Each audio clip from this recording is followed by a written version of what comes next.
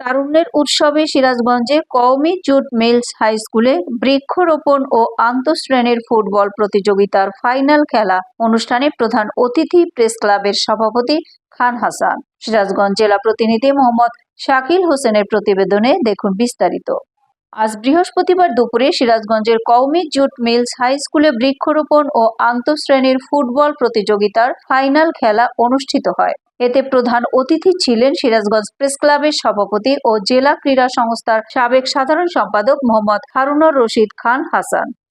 এ সময় উপস্থিত ছিলেন কওমি জুট মিলস হাই স্কুলের প্রধান শিক্ষক মোহাম্মদ দেলোয়ার হোসেন, সিনিয়র সহকারী শিক্ষক প্রদীপ কুমার সরকার, সিনিয়র শিক্ষক ও স্কুলের পরিচালনা কমিটির সদস্য আবু মাসুদ শিকদার, সহকারী শিক্ষক মোহাম্মদ ওমর ফারুক, মোহাম্মদ আমিনুল ইসলাম, হাসান মোহাম্মদ জাহিদ ইকবাল, শরীর চর্চা শিক্ষক কামরুল ইসলাম, সহকারী শিক্ষক নাজমুল হোসেন, জেসমিন সুলতানা, ইমরান হাসান।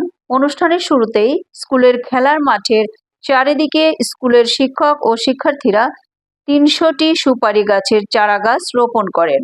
বৃক্ষরোপণ শেষে আন্তঃশ্রেণী ফুটবল প্রতিযোগিতার ফাইনাল খেলায় ট্রাইবেকারের ১০ম শ্রেণী ৫-৪ গোলে ৯ম শ্রেণীকে পরাজিত করে চ্যাম্পিয়ন ট্রফি অর্জন করে।